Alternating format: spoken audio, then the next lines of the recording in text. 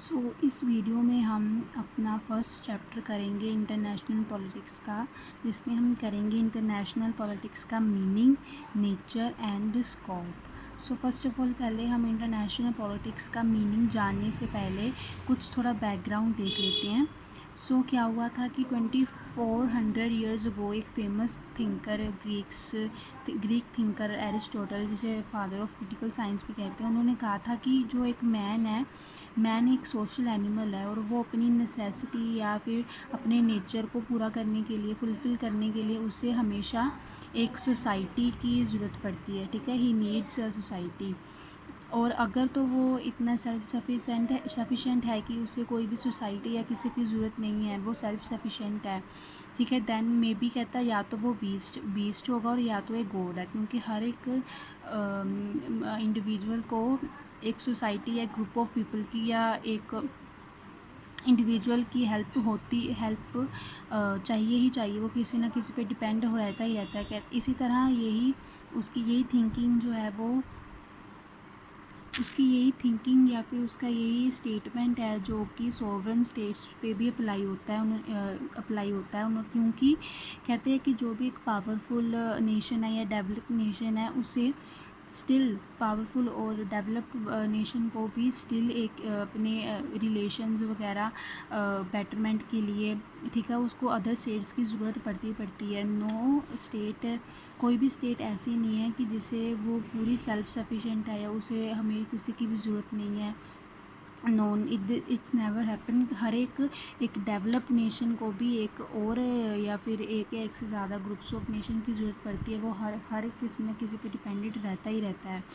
तो कहते हैं कि इस वजह से क्या होता है कि उन दोनों में, उन सारी कंट्रीज़ में जो एक दूसरे पे डिपेंडेंट है, उनमें एक अच्छे रिलेशंस फॉर्म होते हैं। ठीक है, इन्हीं अच्छे रिलेशंस के कारण वो क्या कहते हैं, एक दूसरे के और क्लोज आ जाते हैं। ठीक है, जिनमें उनके एंटायर वर्ल्ड चेंज हो जाता है, किसमें, एक ग्लोबल विलेज में।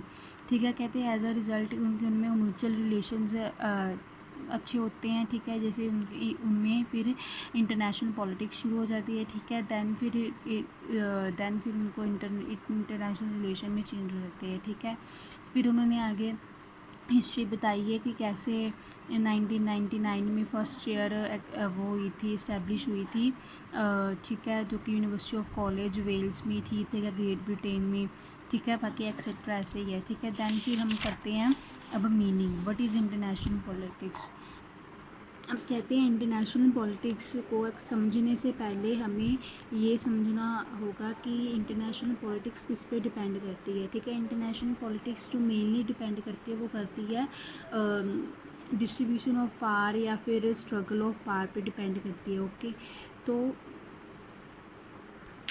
तो इंटरनेशनल पॉलिटिक्स जो है, जो मेनली वो स्ट्रगल ऑफ पावर पे डिपेंड होती है। ठीक है, स्ट्रगल ऑफ पावर का मतलब है कि इंटरनेशनल लेवल पे हर एक नेशन ये ट्राई करती है कि उसके पास मोर एंड मोर पावर हो। ठीक है, अगर कोई नेशन डेवलप्ड भी है, वो भी चाहेगा कि वो और डेवलप हो, उसके पास जो सबसे ज़्यादा पूरे वर्ल्ड में सबसे ज़्यादा पावर हो। तो ये उनमें स्ट्रगल ऑफ पावर चलता ही रहता है। ठीक है, तो ये जो है स्ट्रगल ऑफ पावर ही है जो इंटरनेशनल पॉलिटिक्स को बर्थ देता है। ठीक है, कहते जो टुडे है, ठीक है, आज के टाइम पे इंटरनेशनल लेवल पे भी स्ट्रगल फॉर वॉर कंटिन्यू रहता है। ठीक है, जितने भी नेशन हैं उनमें, उनके बीच में, ठीक है, वो सारे नेशन ज़्यादा से ज़्यादा पावर को एक्वायर करना चाहते हैं। ठीक है, फिर उसके बाद वो चाहते हैं कि उनके पास पूरे वेपन्स हो, पूरी मिलिट्री अच्छी हो, वो कल्चरली भी सबसे ज़्यादा हो। ठीक है, इनकी इकोनॉमी भी बड़ी अच्छी हो। कहते हैं ये सारी चीज़ें हैं वो एक कॉन्फ्लिक्ट, ठीक है, कॉन्फ्लिक्ट को, ठीक है, अराइज़ करती हैं। ठीक है, कॉन्फ्लिक्ट को अराइज़ करती है, जिससे जो इंटरनेशनल पॉलिटिक्स, ये कॉन्फ्लिक्ट ही इंटरनेशनल पॉलिटिक्स या इंटरनेशनल रिलेशंस को, ठीक है, वो करती हैं, बर्थ देती हैं। ठीक है, कहते हैं अभी इन सारी जो भी कॉन्फ्लिक्ट वगैरह रेज हुई, उनका सोल्यूशन जो है देने के लिए काफ़ी सारी इंटरनेशनल ऑर्गेनाइजेशन है। ठीक है, उन्होंने इंटरनेशनल ऑर्गेनाइजेशंस भी काफ़ी सारी फॉर्म की हुई हैं, जैसे कि नेटो, ठीक है, G77, सार्क, ब्रिक एक्सेट्रा, ये सारी की हैं इनकी म्यूचुअल डिस्प्यूट्स को सॉल्व करती हैं और इसमें पीस एंड हार्मनी इस्टेब्लिश करती हैं। ठीक है, कहते आगे है कि जो इंटरनेशनल पॉलिसी को youngest subject of social sciences भी कहा गया है। ठीक है, फिर देन ये 2 to 3 ये डेफिनेशंस हैं, आप कोई भी कर सकते हो। ठीक है, देन हम करेंगे अपना नेचर। ठीक है,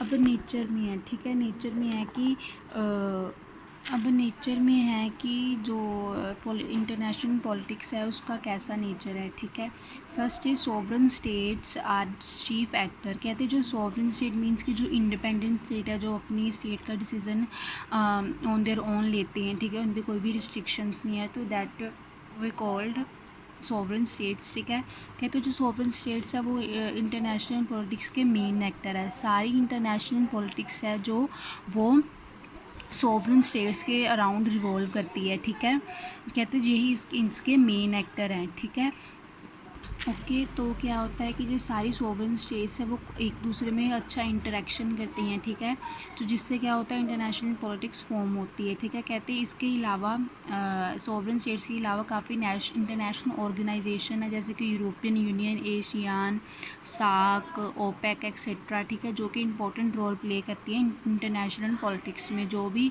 इंटरनेशनल सॉवरन स्टेट्स में डिस्प्यूट्स कॉन्फ्लिक्ट्स वगैरह होती हैं वो उनको रिजॉल्व कौन करता है, यूरोपियन यूनियन वगैरह ऐसी ऑर्गेनाइजेशन, यूनाइटेड नेशंस ऐसी ऑर्गेनाइजेशन है जो इनको रिजॉल्व करती हैं। ओके, नेक्स्ट है protection of national interest is the objective. अब जितनी भी सॉवरन स्टेट है जो इंटरनेशनल लेवल पे हैं, ठीक है, जितनी भी सॉवरन स्टेट्स हैं, ठीक है, वो उनका मेन ऑब्जेक्टिव क्या होता है कि जो उनका नेशनल इंटरेस्ट है वो उस नेशनल इंटरेस्ट को सेफ गार्ड कर सकें, उनको प्रमोट कर सकें। ठीक है, तो इसके लिए उनको प्रिजर्व कर सके, तो इसके लिए वो क्या करते हैं, ज़्यादा से ज़्यादा कंट्रोल जो कि है अदर नेशंस पर अपना कंट्रोल दिखाते हैं। ठीक है, कंट्रोल करना चाहते हैं। ठीक है, तो इस प्रोसेस में वो क्या करते हैं कि जो भी उनका इंटरेस्ट है, ठीक है, उसको वो सेव करने की कोशिश करते हैं। ठीक है, एट द सम टाइम तो ये भी देखा जाता है कि जो डेवलप नेशन है वो अनडेवलप्ड या डेवलपिंग नेशंस के साथ उनकी हेल्प करते हैं। ठीक है, उनको डेवलप करने में उनकी हेल्प करते हैं, उनके बेटरमेंट के लिए हेल्प करते हैं। बट कहते वो सिर्फ उनके लिए हेल्प नहीं करते, उनका ये मेन मोटिव होता है कि वो उनका सेल्फ इंटरेस्ट, ठीक है, उनका मोटिव होता है इसके बिहाइंड कि वो अपनी सेल्फ इंटरेस्ट, अपने बेटरमेंट के लिए उनकी हेल्प करते हैं।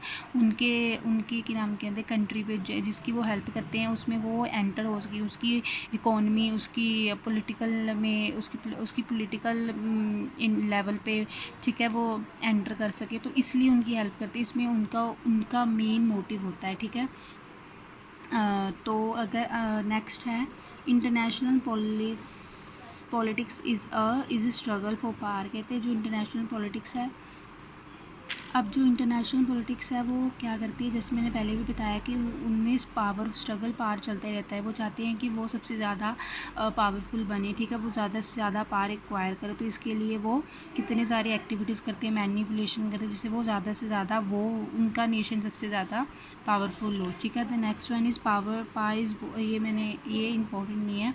The next one is conflicts or condition of international politics. कहते हैं जो कॉन्फ्लिक्ट्स होती हैं ना, जो भी इंटरनेशनल लेवल पे होती हैं, वो मेन बर्थ देती है इंटरनेशनल पॉलिटिक्स को। क्या होता है कि जो भी नेशंस के रिसोर्सेज है वो स्केयर हैं, तो हर कोई नेशन चाहता है कि भी उसका उन रिसोर्सेज पे मोर टू मोर कंट्रोल हो। ठीक है, इसके लिए वो काफ़ी सारी एक्टिविटीज़ करते हैं, कॉन्फ्लिक्ट्स होती हैं। ठीक है, जिसके कारण क्या इंटरनेशनल पॉलिटिक्स को बर्थ देती हैं। ठीक है, काफ़ी सारी वो कॉन्ट्रोवर्सीज क्रिएट करते हैं, कितना कुछ करती हैं। ठीक है, just for to acquire more and more control over those scarcities of resources. ठीक है, देन वो क्या करते हैं, इंटरनेशनल जो ऑर्गेनाइजेशन है, जो EU वगैरह, वो यूनाइटेड नेशन वो करती हैं इन कॉन्फ्लिक्ट्स को सोल्व, सो दैट कि उनको कोऑपरेशन कॉन्फ्लिक्ट्स जो उनको ठीक कर सके। ठीक है, जो कोऑपरेशन को वो उन नेशंस में इस्टेब्लिश कर सके। दैन ठीक है, then international politics the process of conflict resolution among Nations.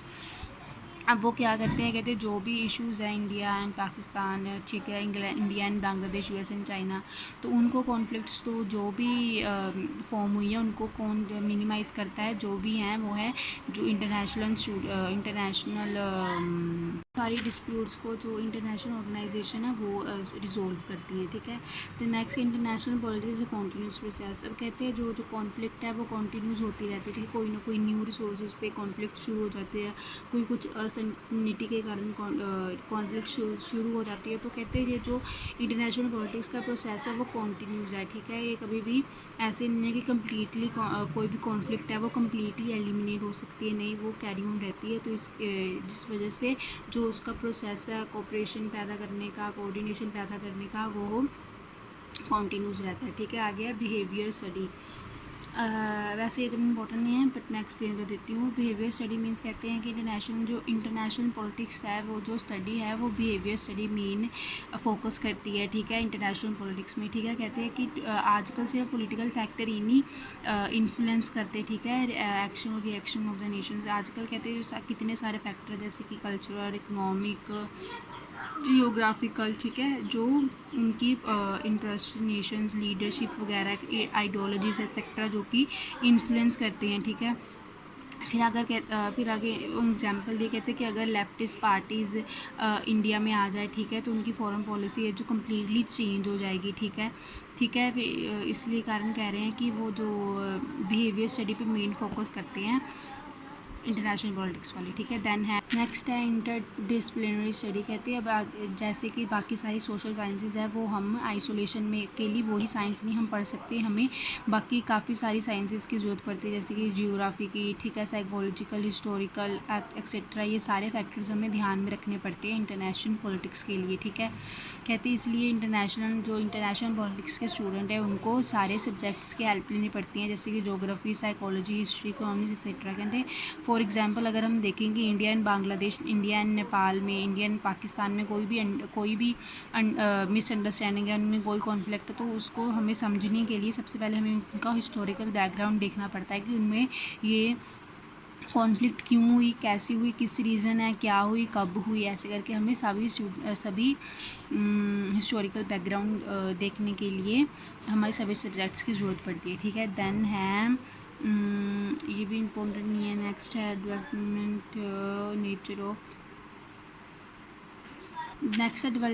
Of international politics. कहते हैं आगे होता था जो इंटरनेशनल पॉलिटिक्स थी वो मेनली डिपेंड करती थी कॉन्फ्लिक्ट कोई हुई है उसको रिजोल्व कर दो, ठीक है, सिर्फ उसके सोल्यूशन के लिए होती थी। कहते पर अब ये बिल्कुल चेंज हो चुकी है, ठीक है। अब ये है इस पे इन्फ्लुएंस हो चुका है किसका, एलपीजी का, लिबरलाइजेशन, प्राइवेटाइजेशन एंड ग्लोबलाइजेशन का, ठीक है।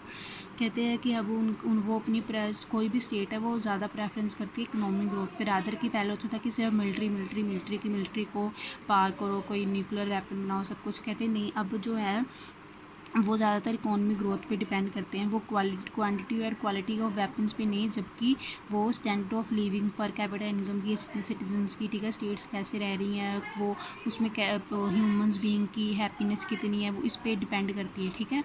वो अब डेवलपमेंट के ऊपर मेन फोकस करने लग पड़ते हैं रादर दैन की क्वालिटी ऑफ वेपन्स वगैरह पे, ठीक है। नेक्स्ट है global nature of international politics. कहते हैं कि सेकेंड वर्ल्ड वॉर के पहले क्या था, सिर्फ 2 ग्रुप थे, ठीक है, बाइपोलर वर्ल्ड था, ठीक है। तो फिर क्या हो गया वर्ल्ड वॉर 2 के बाद भी, कहते पर जब से ये वर्ल्ड वॉर 2 ख़त्म हुई है, ठीक है, कोल्ड वॉर ख़त्म हुई है, तो अब क्या हो गया, बाइपोलर से जो सारा वर्ल्ड है वो मल्टीपोलर वर्ल्ड बन गया है, ठीक है। यहाँ पे काफ़ी सारी कंट्रीज़ आ गई, अब स्मॉलर टू बिगर कंट्री है, ठीक है, अब मिक्स्ड कंट्री हो गई है, ठीक है। अब ऐसे नहीं कि ओनली 2 ब्लॉक है तो सिर्फ उन पे ही फोकस करना पड़ता, नहीं, अब मल्टीपोलर वर्ल्ड बन चुका है, ठीक है।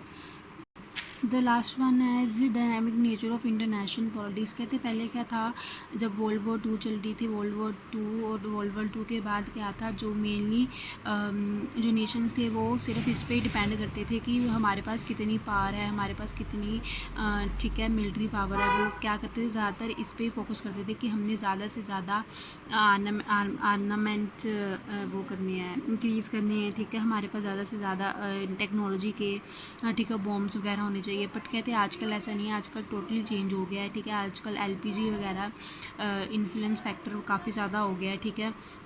लोग अब क्या है, ग्लोबल विलेज बन गया है, ठीक है, सारे क्या ना मल्टीपोलर वर्ल्ड बन गया है, ठीक है। सारे लोग आजकल इकोनॉमिक डेवलपमेंट पे फोकस करते हैं rather than to military power पे, ठीक है। तो ये कहते हैं अब ये क्या क्या हो गया, अब कहते हैं इसकी वजह से जो कि है काफ़ी ज़्यादा डायनेमिक नेचर हो गया इंटरनेशनल पॉलिटिक्स का, ठीक है। तो काफ़ी सारी चेंजेस आने की वजह से जो इंटरनेशनल पॉलिटिक्स है वो भी डायनेमिक हो गई है, ठीक है। दैट्स इट, ये नेचर में यही इंपॉर्टेंट था। अब हम करेंगे स्कोप।